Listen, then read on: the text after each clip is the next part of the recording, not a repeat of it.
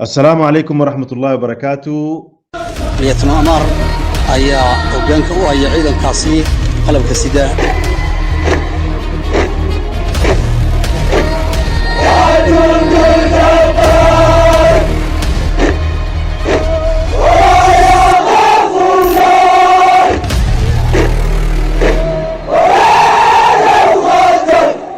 Adan, aujourd'hui, nous avons comme invité une personnalité politique, Monsieur Adan Mohamed Abdou, le président de l'ARD, ancien parlementaire et syndicaliste, représentant aussi de la CTD à Djibouti et aussi président de l'USN. Soyez le bienvenu, Monsieur Adan Mohamed Abdou, sur Djiboutian TV. Merci. Vous donner la parole. Vous allez d'abord nous donner la situation, une image de la situation critique à Djibouti, socio-économique et politique. Ensuite, vous êtes membre fondateur et signataire de la CTD et représentant à Djibouti, président de l'ARD. Vous allez nous donner un petit résumé sur les réalisations de la CTD qui a fêté 1 an, le 5 février 2022 à Bruxelles. D'ailleurs, vous étiez invité là-bas, vous n'avez pas pu vous rendre. Et troisièmement, les écoutes, les enregistrements qui ont été diffusés par des radios, qui sont donc des radios de manipulation de masse, un éclaircissement sur ces écoutes. Voilà, Monsieur Adan Abdou, soyez le bienvenu, la parole est à vous. Merci, cher Omar. Voilà, donc au sujet de ce qui se passe à Djibouti, donc à Djibouti, nous sommes aujourd'hui en pleine déconfiture du régime. Donc, on assiste à les financiers du pays, assiste aussi à beaucoup d'arrestations et d'emprisonnement de la part du régime qui est aux abois. On dirait que nous vivons la fin des règnes de ces régimes-là. Donc, il y a aujourd'hui beaucoup de personnes qui sont à Gabod. Tout d'abord, il y a le pilote qui a été rapatrié d'Addis Abeba, de l'Éthiopie, et aussi un autre camarade qui a été aussi rapatrié de l'Éthiopie aussi, c'est le petit-fils d'Ali Oudoum, le grand indépendantiste que l'histoire de Djibouti a retenu parmi les plus grands indépendantistes à Djibouti. Et il y a aussi beaucoup de gens qui sont du nord-ouest et du nord et du sud-ouest. Donc, ce sont des gens qui vivaient paisiblement dans leur brousse avec leur cheptel, et l'armée et la police ensemble sont venus les prendre en otage, donc laissant leur cheptel sans gardien, et on les a amenés tout d'abord dans des camps militaires, et ensuite, parce que beaucoup des Djiboutiens, surtout les gens qui ont vu ces derniers être arrêtés chez eux, se sont inquiétés pour eux, parce que ces gens-là n'ont pas tout de suite été amenés à Gabod, mais ont été parqués dans des camps militaires. Je crois peut-être que beaucoup d'entre eux ont été torturés, ils ont souffert, après ils ont été écroués à Gabod. Certains ont été libérés après quelques mois, d'autres y sont encore. Donc, à Djibouti, on dirait que c'est un peu le parce que les gens sont arrêtés pour un oui ou pour un non. Et donc, et c'est une situation sans précédent dans le temps. Lorsqu'on incriminait quelque chose, même si c'est vrai ou pas vrai, toujours une justification pour arrêter quelqu'un. Cette fois-ci, on ne voit pas de justification, les gens sont arrêtés comme ça. et sont parqués dans des camps militaires ou dans des arrondissements ou dans des camps de détention provisoire comme Nagar, et puis ensuite amenés à Gabod, et ils demeurent sans jugement jusqu'à ce que, en fin de compte, ils soient libérés ou, comme le pilote, ou ils soient condamnés arbitrairement à des peines très lourdes.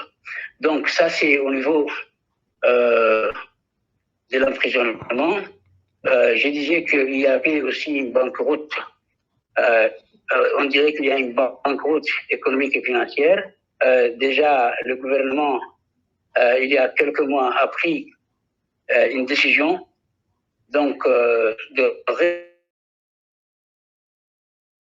aussi, au lieu de réduire le train de vie du gouvernement qui est astronomique, parce que dans chaque ministère et chaque baron du régime dépense de l'argent sans compter, et on dirait en récession économique, ils sont en train de se chamailler et de déférer certains d'entre eux au parquet et ensuite à Gabod ou d'autres assignés à la résidence.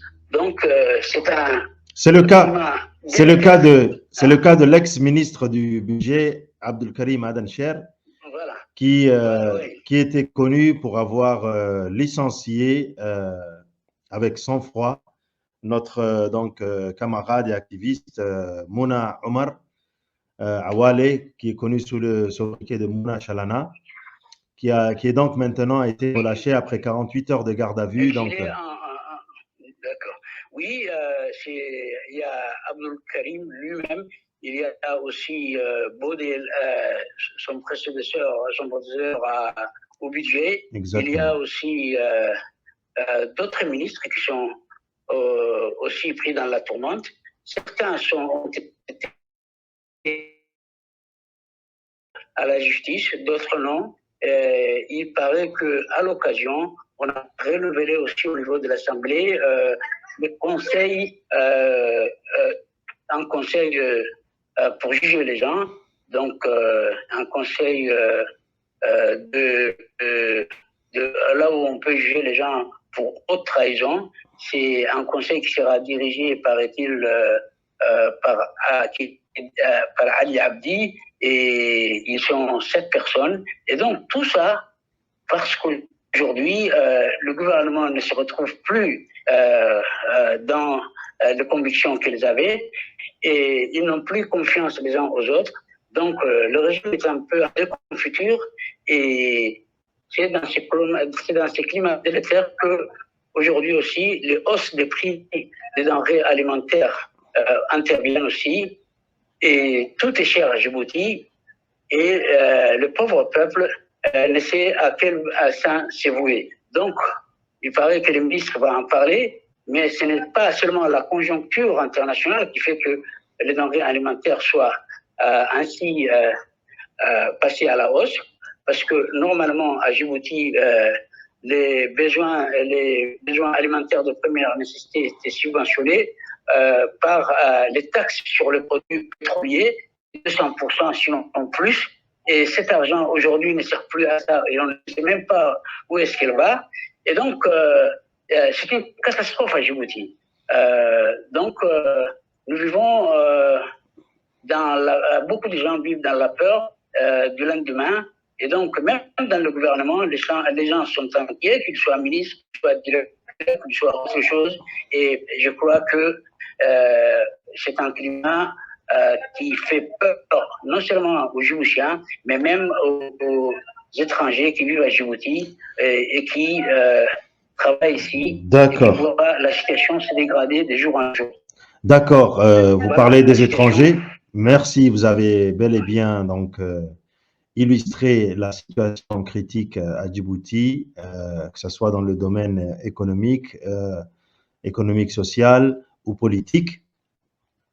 Vous avez parlé des étrangers, même les étrangers sont donc dans l'incertitude, dans l'inquiétude, mais il faut bel et bien rappeler que ce régime-là tient sa force tient ses finances, ses rentrées d'argent et par cette présence militaire, que ce soit donc la France, les États-Unis, la Chine, l'Allemagne, le Japon, l'Italie, toutes ces rentrées d'argent ne sont pas répercutées dans l'économie du pays, surtout dans la population, dans les infrastructures.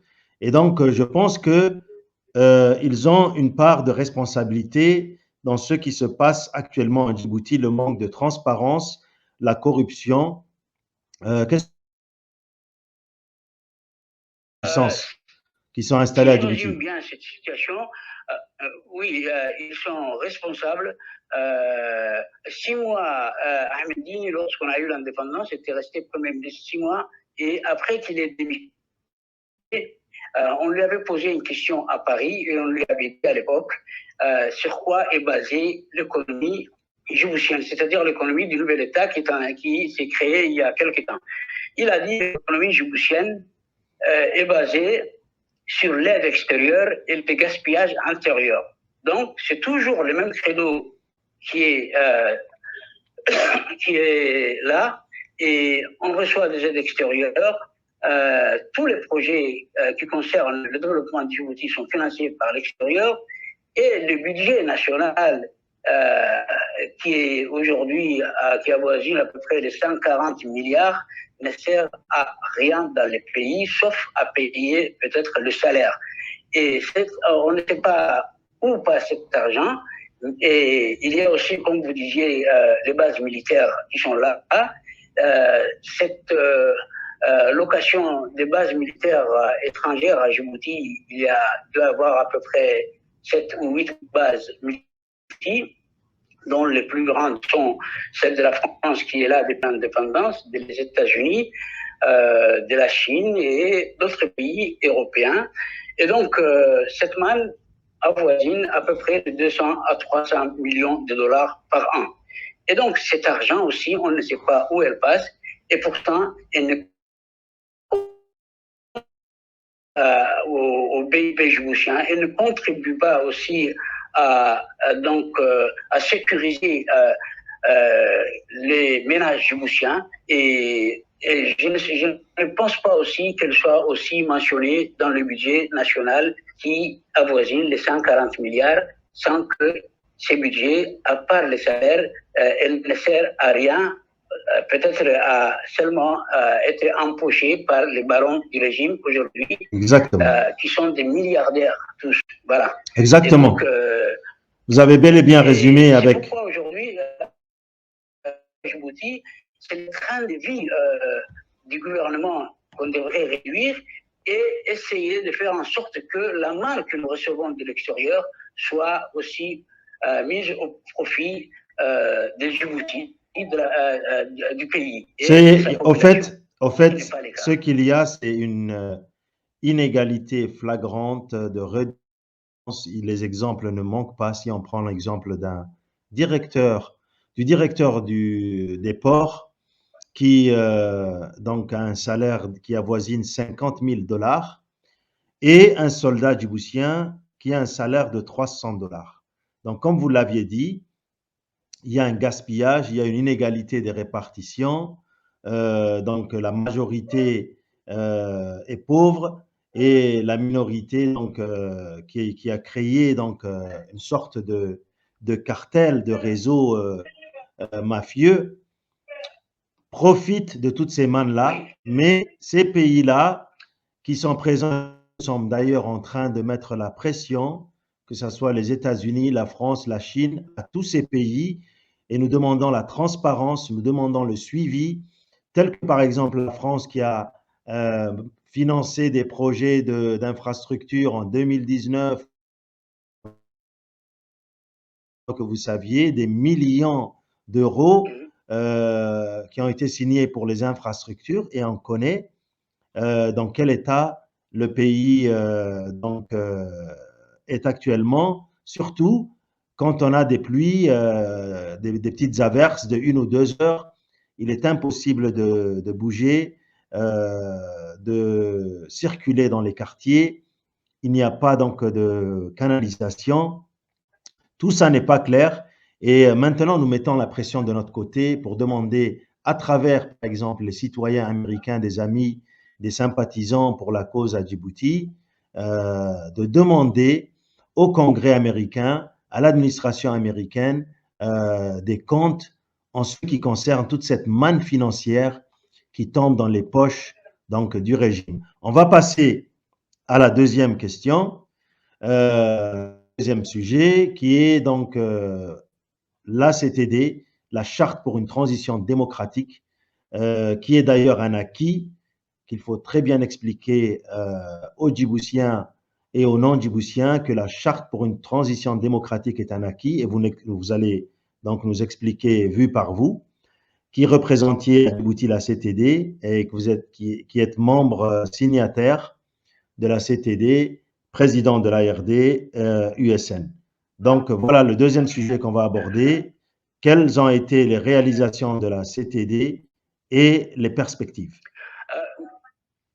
La CTD est intervenue dans un moment où il y avait une forte division de l'opposition, où le gouvernement à Djibouti était donc recroquevillé sur elle-même et que le pays était en danger. Et d'ailleurs, elle est toujours en danger.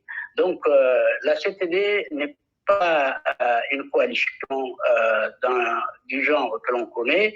Ce n'est pas non plus un parti politique comme d'autres partis politiques. C'est une plateforme donc qui regroupe des partis politiques, des sociétés, des membres de la société civile, des personnalités politiques et aussi le qui a opté pour l'armée.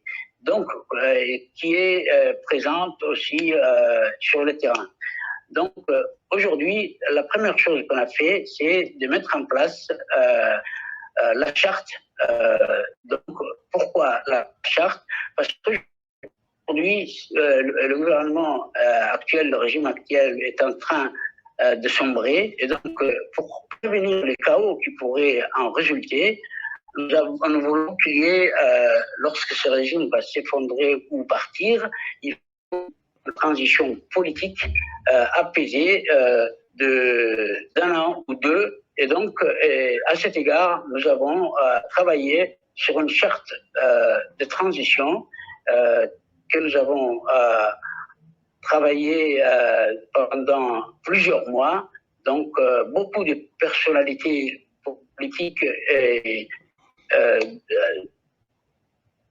ont participé, des représentants des partis politiques, les représentants des sociétés, des personnalités politiques et les gens aussi de la rébellion, et tous avec un seul et même objectif, celui d'avoir à Djibouti une transition qui puisse mettre les gens à jour pour qu'on puisse donc construire un état de droit à la suite. Parce que si on ne fait pas ça et si on n'est pas prêt donc pour l'après-Guelleh, ce sera la somalisation à Djibouti et donc il y a risque que tout ne se passe pas comme nous le voudrions. Donc, que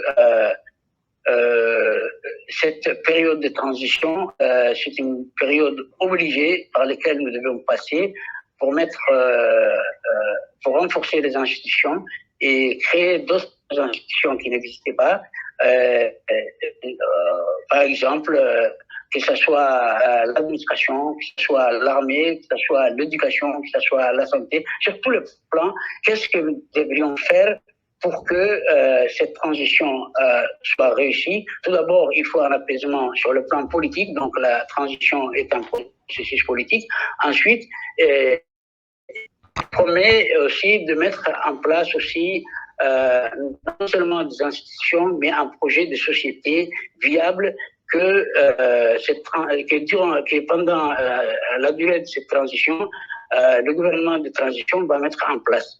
Et après cela, donc, lorsque tout sera mis en place et que la transparence électorale sera garantie, et que toutes les inégalités corrigées, alors là, un État de droit devra donc prendre la place de ce qui existe aujourd'hui, et à ce moment-là, il y aura des élections de transparence, et ce sera au meilleur, que le meilleur, on va dire que le meilleur gagne, et tout le monde, tous les démocrates pourront participer aux élections, que ce soit législative, que ce soit régionale, que ce soit présidentielle. Et d'ailleurs, les élections, par exemple, régionales qui se passent aujourd'hui, ne sont d'aucun intérêt pour la population, parce que la population l'a ignoré, parce que tout le monde sait que la décentralisation qui était sortie suite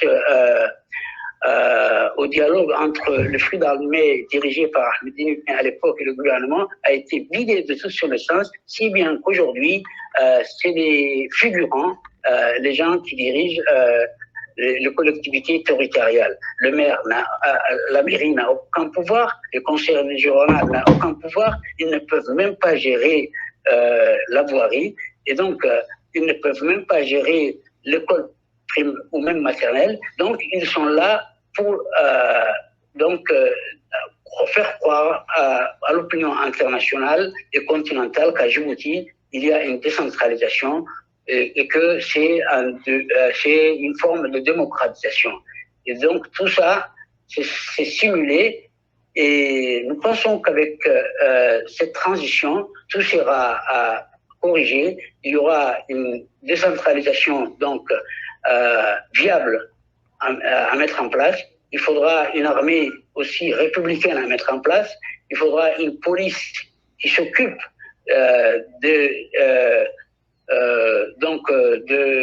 comment on appelle ça, une police qui s'occupe de la sécurité des citoyens. Et donc, ce ne sera pas comme aujourd'hui, une police qui ressemble à une milice et donc qui fait ce qu'elle veut, et que ce ne soit pas une armée comme aujourd'hui, clanique, où certaines tribus priment sur les autres. Et il ne faut pas pour que aussi la justice ne soit pas à deux vitesses comme aujourd'hui, mais qu'il s'instaure une justice pour tous. Donc, tous ces projets de société ont été élaborés aussi en marge de la charte de transition qu'on a finie et qui est en place aujourd'hui, qui est visible sur notre site internet. Et ces projets de société que nous voulons aussi pour le pays sera aussi à la disposition du public. Tout le monde pourra y ajouter quelque chose ou critiquer, et nous sommes ouverts à tout. Voilà ce que la CTD a fait. En plus de ça, la CTD aussi a secouru beaucoup de gens qui ont été opprimés ou même des familles entières qui ont subi la répression de la police, dont les membres des familles ont été tués et dont d'autres membres ont été emprisonnés. La CTD a pourvu une aide à ces gens-là dans le cadre de sa capacité, même si elle n'a pas tout fait. Elle a essayé de faire, soulager ces pauvres populations qui a été délaissée par le gouvernement. D'ailleurs, si le gouvernement opprime son peuple, il faut qu'il y ait d'autres gens qui puissent venir à leur secours. Et comme la communauté internationale ferme les yeux sur ce qui se passe à Djibouti, la CTD a essayé de pallier à cela. Donc, c'était le cas aujourd'hui. C'était le cas de Warabale. C'était le cas de Warabale, la CTD. Suite au Warabale, voilà. C'est le cas aussi des familles, que ce soit des prisonniers aussi qui ont besoin d'aide. Exactement. Donc, la CTD a été présente et sera présente aux côtés de la population. Donc, ce sont des actes sans précédent dans le cadre des organisations politiques à Djibouti. Il y avait eu de coalitions, il y a de partis politiques, mais on n'avait jamais atteint ce niveau-là. Je peux dire que la CTD est aujourd'hui à l'avant-garde de la société djiboutienne, et nous attendons aussi que les autres partis politiques qui ne nous ont pas encore rejoints nous rejoignent. Et d'ailleurs, nous sommes en discussion avec certains d'entre eux, surtout avec des partis qui existent vraiment et qui sont crédibles, qu'ils soient légaux ou pas, parce qu'à Djibouti, aucun parti n'est légal. Même si le parti est légal, il est considéré comme illégal parce que ne pouvant disposer de l'exercice libre de ses activités conformément à son statut.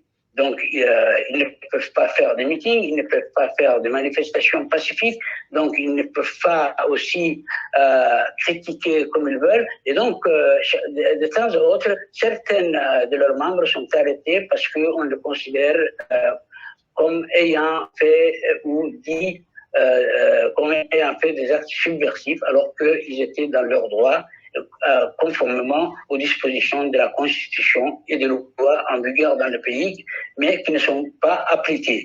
Donc, la CTD aussi prévoit de corriger la Constitution, qui est aujourd'hui chancelante, et aussi de réformer l'armée et la police, ainsi que la gendarmerie et toutes les forces de défense et de sécurité. Qui existent, de défense et de sécurité, y compris les gardes-côtes. La garde-côte. Donc, il faudra que toutes ces organisations sécuritaires et de défense soient républicaines et non des répondant à des clans ou à des tribus ou à une personne ou à quelques barons du régime.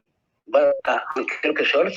Donc, nous pouvons affirmer aujourd'hui que la CTD est en train de changer la donne au niveau de Djibouti, même si aujourd'hui, à Djibouti-Ville, la population ne voit rien de palpable, sauf ceux qui ont été victimes et qui ont reçu des aides. Sinon, mais c'est quelque chose que tout le monde va voir et nous attendons que tous les partis politiques puissent s'associer avec nous. C'est une plateforme donc qui est là pour tout le monde et auquel tous qui veulent un changement réel et radical dans ces pays peuvent rejoindre. Voilà. Merci. Ce que je pouvais dire sur la CTD. Merci. En résumé, le slogan de la CTD, c'est préparer pour ne pas réparer. Donc, et voilà notre transition au troisième sujet. Quant à cet enregistrement audio qui a été diffusé, premièrement, ces radios n'ont aucune transparence. Il faut aussi se demander comment on peut se procurer des audios, des écoutes privées téléphoniques quand on est une simple radio stationnée à l'extérieur. Cela relève donc du domaine des services secrets, des écoutes. C'est pourquoi nous allons passer au troisième sujet. Ce sont ces attaques, ces diffamations qui essaient de discréditer, de dénigrer et de diviser donc la CTD.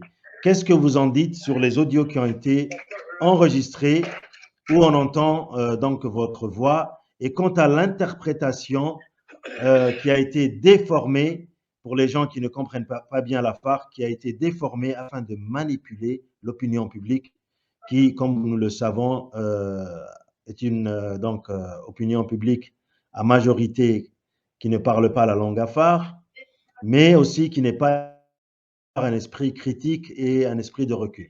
Allez-y, Monsieur Adan Abdou. Avant de parler de l'écoute qu'on a pu publier chez moi, je vais parler de l'écoute téléphonique en général. Très bien. L'écoute téléphonique en général dans le monde, c'est pour prévenir la sécurité nationale et c'est fait, ce n'est pas pour autant, mais c'est fait tout d'abord sur autorisation d'un juge, si ça concerne le peuple, mais généralement, ça concerne les attaques extérieures, donc c'est pour se prémunir contre le piratage, contre les attaques des pays tiers. Et donc, dans tous les pays, les services de défense et de la sécurité font des écoutes, mais dans aucun pays, vous ne verrez dans aucun pays que la sécurité ou la sécurité militaire ou que ce soit la sécurité intérieure et extérieure brader leurs écoutes comme ça en public et envoyer à des radios privées pour porter atteinte à l'honneur des citoyens honnêtes.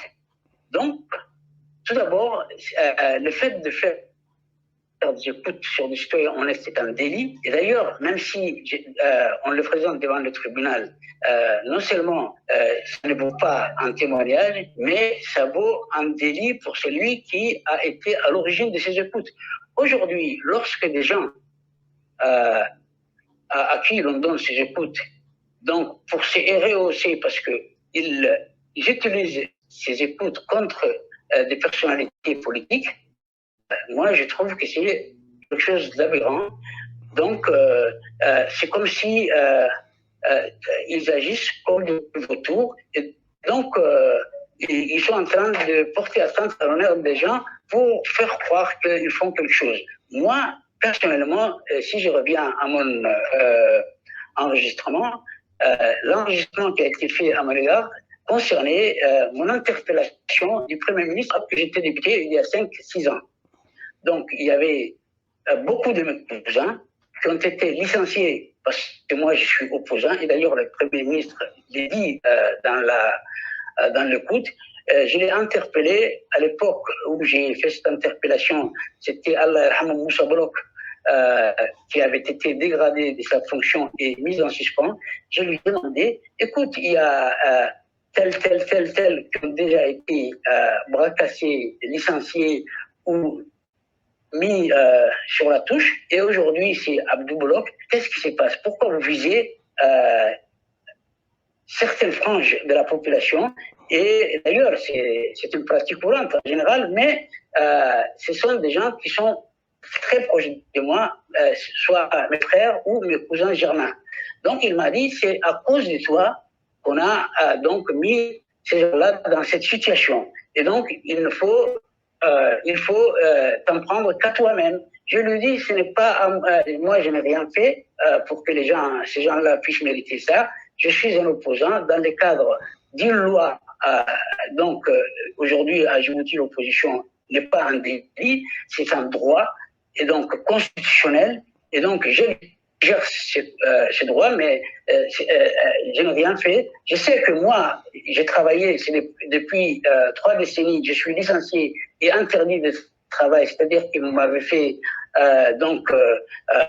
je suis allongé par rapport à mon travail, je ne travaille pas, mais ces gens-là qui vous prenez à partie sont des gens qui ne sont pas dans l'opposition, mais au contraire qui vous soutiennent dans votre politique, qui sont de vos partis, qui sont membres de vos coalitions. Donc il faut cela, ce n'est pas normal. C'est ce que je lui ai dit. J'ai interpellé en tant que député le Premier ministre et c'était mon droit légitime. Absolument. Donc, c'est mon droit. J'étais dans mon droit. Et le problème, c'est que les gens qui ont écouté un phare, lorsqu'ils ont entendu cette cassette, on a fait croire que c'était une grande nouvelle, tout ça. Et lorsque les gens ont écouté ça, c'est comme si la montagne avait accouché d'une souris. Et les gens ont dit, mais ça va pas, non? Et qu'est-ce qui se passe ici? Et donc, le problème, les autres gens qui ont mal compris, c'est lorsque l'interprétation qui a été faite, le commentaire qui a suivi a fait que moi, certaines personnes ont cru que j'étais incriminé dans quelque chose qui portait atteinte à l'opposition dans laquelle j'étais. Moi, je suis opposant depuis 40 ans. Je ne suis pas un arriviste. Je ne suis pas venu à la politique par mécontentement. Je ne suis pas venu à la politique parce que j'ai haïssé quelqu'un ou parce que je veux quelque chose, mais j'ai été dans l'opposition. Avant d'être dans l'opposition, j'ai milité dans le syndicalisme, les associations culturelles, ensuite dans les syndicats. Donc, j'ai défendu les droits des travailleurs. Et ensuite, j'ai passé de cette étape aussi à l'étape politique parce que tant qu'il n'y aura pas une politique qui garantisse le droit dans le pays, tant qu'il n'y aura pas un état de droit, ni les syndicalismes, ni les associations, personne ne sera à l'abri des abus que peuvent causer un régime dictatorial. Donc, moi, c'est par principe, j'étais par principe. Ce n'est pas, j'ai pas tellement discuté à l'époque où j'étais député avec le Premier ministre. J'ai été reçu par le président de la République, Ismaël Omar Guelleh. J'étais venu négocié avec lui au nom de l'USN. On a passé ensemble 2 heures. Et beaucoup de gens disaient à l'époque que celui qui rencontre Ismaël Omar n'en revient pas et donc il va être du côté du régime sudanais. Ça n'a pas été le cas. Donc moi, je n'ai rien à prouver à ces apprentis politiciens qui veulent, sur le dénigrement des gens, ils ne parlent jamais des problèmes donc économiques, ils ne parlent pas des problèmes de la société, ils ne parlent pas comment le pays doit aller, ils ne parlent pas d'un projet de société, mais ils sont toujours derrière les gens. Même l'ARD, par exemple, qui a été clonée par les régimes, font ça. C'est une pratique courante. C'est une pratique courante. C'est devenu une pratique courante. C'est devenu le sport favori. Exactement. Des arrivistes. Ce sont des gens qui sont tombés comme ça, comme une mouche tombe dans la farine, dans la politique, dont ils ne maîtrisent pas beaucoup les aspects, mais ils ont cru être des savants en la matière et que les autres étaient tous des ignorants et qu'ils devaient leur laisser la place. Et ça, je crois que c'est au peuple djiboutien. Ce n'est pas parce qu'on dénigre quelqu'un qu'on va prendre sa place.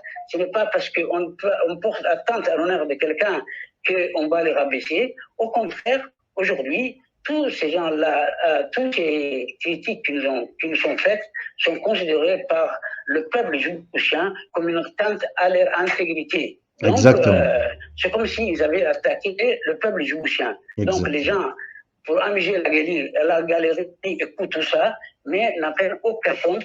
Donc, concernant les écoutes, je crois qu'aujourd'hui, la diffusion de ces écoutes font état de la dégradation des moralités à Djibouti. Exactement. Donc, déjà, il y avait la dégradation économique, politique, financière, tout social, et donc la moralité est aussi devenue assez bas.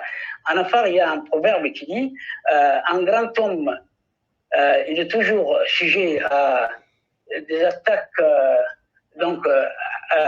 derrière lui, et un grand arbre, c'est le vautour qui s'y assoit. Donc, des gens qui sont venus de vautours politiques, aujourd'hui, veulent donner des leçons à des gens qui sont honnêtes et qui ont été tout au long de leur vie, qui ont sacrifié leur vie à ça, hein, qui ne vivent pas, qui ne veulent pas vivre de la politique ou des...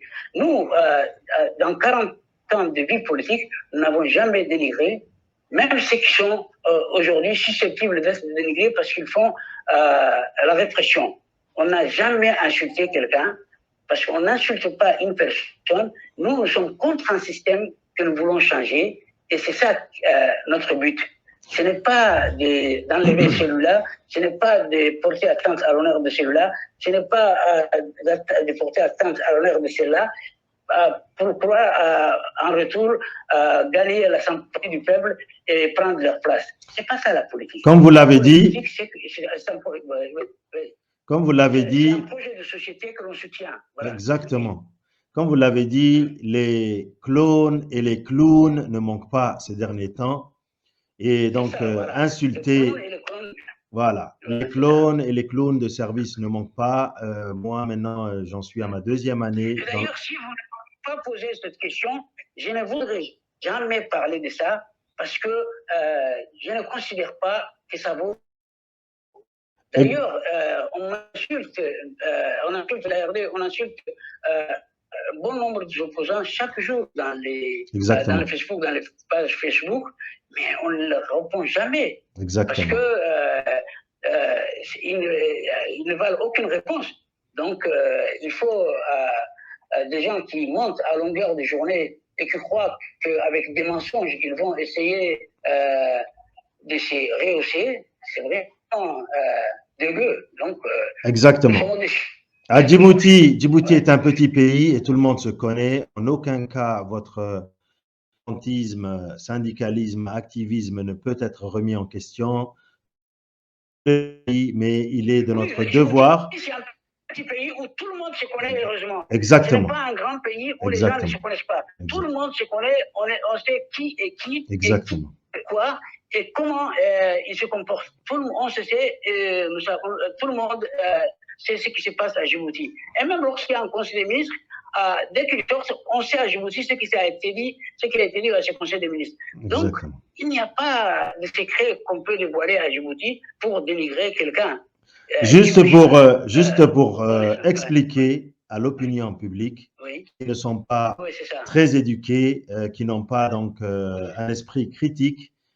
Si je parlais de cet audio-là, c'est pas pour donner de l'importance à quelconque radio, c'est pour plutôt montrer à certaines personnes qui sont naïves ou le citoyen lambda qui ne croit que ce qu'il entend ou que ce qu'il voit, d'expliquer que ces écoutes-là ne sont pas venues par hasard, elles sont là pour attaquer des personnes qui sont vraiment des gens qui sont engagés et qui sont susceptibles de changer les choses à Djibouti et dont le régime craint le plus. Aujourd'hui, si vous êtes attaqué, si la CTD est attaquée, si moi, ancien capitaine des forces armées, je suis attaqué, c'est pas par hasard. Et d'ailleurs, cet audio que vous avez, dont on a parlé, eh bien, hier, on a un autre audio qui, dans cet audio-là, on pouvait entendre la première dame qui conversait avec sa fille, Haibado, et on pouvait entendre en arrière-plan le président autoproclamé Ismaël Omar Guelleh, daté donc de 2015, je pense, 2016. C'était quand Mouna Ousmane, l'ancien ministre des Affaires sociales, c'était lors de la décision de sa nomination. Et donc, ces audios-là, c'est comme si, je pense, il y a eu un package, c'est-à-dire un regroupement de ces audios-là qui datent donc de 5, 6 ans, 7 ans, qui sont en train maintenant, au compte-gouttes, d'être diffusés avec des objectifs différents, mal intentionnés, quand il s'agit de, par exemple, des audios comme le vôtre, qui sont transformés et déformés. Par contre, l'audio qui a été... il faut croire que ça s'est passé récemment. Récemment, exactement. Et d'ailleurs, les audios dont tu parles, c'est comme si on écoutait derrière la porte de quelqu'un, derrière la porte d'une famille. Voilà. Même si je ne partage pas les opinions ou je n'ai pas les mêmes convictions que le couple présidentiel, je ne ferai jamais ça. Exactement. Parce que je me respecte. Ceux qui se respectent les gens aussi. Exactement. Moi, personnellement, depuis 40 ans que je fais de la politique, je n'ai jamais insulté ni le président, ni la première dame, ni les ministres, parce que ce n'est pas, ma conscience ne me le permet pas. J'ai été élevé dans un milieu où le respect est primordial. Exactement. Vous aviez pleinement le droit. À sa religion. Voilà, vous avez pleinement le droit. Vous pouvez très bien respecter une personne, mais tout en dénonçant la corruption. Voilà. Et le système qui a été instauré et la corruption, tout ce qui existe, on le dénonce. Bien sûr. Mais bien sûr. Porter à quelqu'un, à un individu, parce que politiquement, si on le rabaisse, si on croit qu'on se rehausse, vraiment, ça c'est indigne de la politique, comme je le vois moi. Et donc, je ne fais pas partie de ces rapaces. Aujourd'hui, la population djiboutienne veut que les partis politiques ou les politiques qui veulent du bien pour eux soient unis. Et donc, à chaque fois, lorsque l'opposition a été unie, ils ont gagné les élections, ils ont donc conquis toutes les sphères publiques dans le pays, par exemple dans toutes les régions. Les manifestations étaient monstres, les meetings étaient monstres, et on a démontré que le régime actuel n'avait personne. Et ça a été démontré en 1999 aux élections présidentielles, avec l'ODU, ça a été démontré en 2003 avec l'UAD, qui est dirigé à Mohamed Dini, et ça a été démontré en 2013 avec l'USN, et chaque fois que l'opposition est ensemble, le peuple est au rendez-vous. Maintenant, ce qui manque, c'est-à-dire qu'aujourd'hui, personne n'est avec le pouvoir. Et d'ailleurs, si vous avez vu le déroulé de cette élection, on a fait le tour de la ville il n'y avait dans aucun bureau aucune personne. C'est-à-dire que le peuple a à 99% boudé cette élection. Et d'ailleurs, ça démontre le peu d'intérêt qu'il accorde au régime actuel et à ses tenants et à ses représentants et à sa politique. Donc, nous demandons, nous sommes en discussion avec beaucoup de membres de l'opposition qui sont crédibles, beaucoup des partis d'opposition qui sont crédibles. Nous attendons qu'on se rejoigne, qu'on parvienne à élaborer un programme minimal sur lequel on peut être d'accord. Déjà, pour la transition, nous avons déjà mis la charte en place qui, si ils veulent le corriger, on est d'accord. S'ils veulent y ajouter quelque chose, on est d'accord. D'ailleurs, elle a été publiée. Elle a été publiée. Pour que tout le monde puisse en prendre. Et nous avions invité tous les partis politiques et toutes les personnes qui sont intéressées à amener leur feedback. Aujourd'hui, le grand problème des partis politiques d'opposition, c'est que chacun veut essayer d'être le grand chef, mais si ce n'est pas maintenant qu'il faut essayer d'être chef, c'est lorsque il y aura un état de droit mis en place, c'est lorsqu'on aura cassé ce mur-là ensemble, c'est à ce moment-là, toutes les personnes qui voudront être président ou député ou ce qu'ils veulent vont être choisis par le peuple librement en toute transparence. Les gens qui croient que avant le jour où le peuple pourra choisir librement ses représentants politiques, les gens qui veulent être devant, et pour cela, donc, s'attardent à être dans son coin en croyant se mettre en valeur, nous leur disons, ce n'est pas le moment. Et cassons ensemble le mur, c'est ça. Il faut casser ensemble le mur. Voilà, il faut qu'on se rassemble, qu'on vienne travailler ensemble et qu'on renvoie ce régime dans la poubelle de l'histoire ensemble et qu'on instaure la transparence et un état de droit. À ce moment-là, tout le monde pourra participer aux élections, comme le peuple choisira librement qui il veut en toute transparence. Un message à la population pour finir.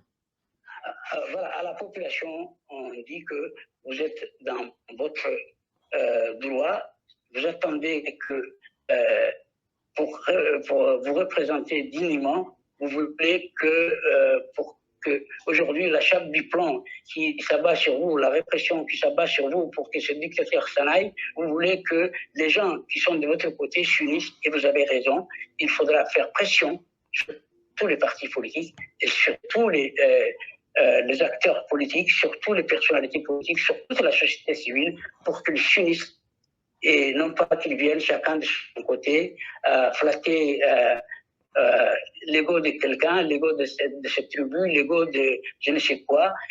Ces gens-là, il faut les renvoyer à leur place et dire nous voulons que vous soyez unis. On attend que le peuple fasse cette pression et nous savons que si aussi les forces politiques aujourd'hui crédibles s'unissent, le peuple sera au rendez-vous et nous allons gagner, Inch'Allah. Inch'Allah ta'ala, merci Adan Abdou, depuis Djibouti, président de l'ARD, USN, représentant de la CTD, membre fondateur et signataire. Merci.